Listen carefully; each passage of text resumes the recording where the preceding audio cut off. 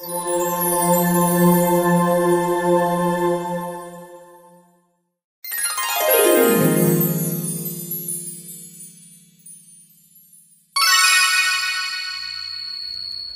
sahabat Catholic Space, selamat datang di channel Catholic Space, media pewartaan iman Katolik.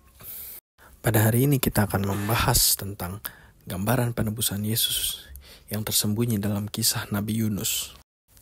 Seperti biasa, gereja Katolik biasa melihat perjanjian lama sebagai gambaran dari perjanjian baru.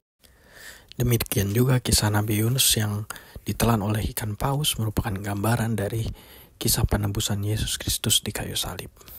Jika kita merujuk pada kitab Nabi Yunus bab 1, dikatakan, sahutnya kepada mereka, angkatlah aku dan campakkanlah aku ke dalam laut, maka laut akan menjadi reda dan tidak menyerang kamu lagi, sebab aku tahu bahwa karena akulah badai besar ini menyerang kamu. Ini merupakan gambaran bahwa Yesus menyerahkan dirinya untuk menyelamatkan manusia, seperti halnya Yunus menyerahkan dirinya untuk keselamatan orang-orang di dalam perahu tersebut. Namun di sini yang ditebus oleh Yesus adalah dosa-dosa kita manusia.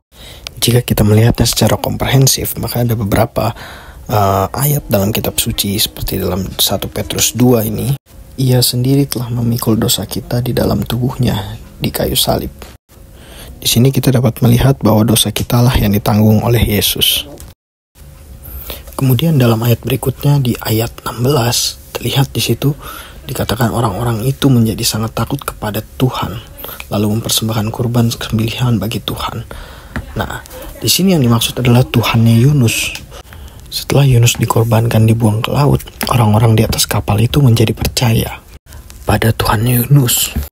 Hal ini menggambarkan kondisi pada Injil Lukas ketika Yesus disalib dan ketika Yesus wafat di kayu salib, orang-orang menjadi percaya kepada Tuhan, yang tentunya dengan Tuhan yang sama dengan Yunus. Kemudian di ayat berikutnya, di ayat ke-17, kita dapat melihat, maka atas penentuan Tuhan datanglah seekor ikan besar yang menelan Yunus, dan Yunus tinggal di dalam perut ikan itu 3 hari 3 malam lamanya.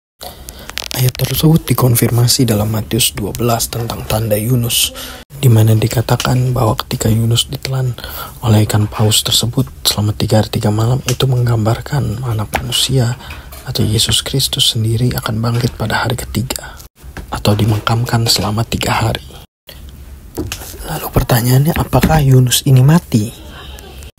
Hal tersebut dapat kita lihat dalam kitab Yunus bab 2 ketika Yunus sedang berdoa kepada Tuhan dari dalam perut ikan paus. Yunus mengatakan bahwa dari tengah-tengah dunia orang mati, aku berteriak. Lalu di dalam ayat berikutnya, Yunus mengatakan bahwa Tuhan menaikkan nyawanya dari dalam liang kubur. Pada hari ketiga, ikan itu memuntahkan Yunus ke darat. Hal ini menggambarkan bahwa Yesus bangkit pada hari ketiga. Demikianlah sahabat Catholic Space.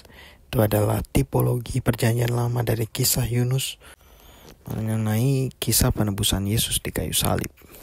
Di masa Prapaskah ini, mari kita sama-sama merenungkan kisah sengsara Yesus dan penebusan Yesus terhadap dosa-dosa kita manusia.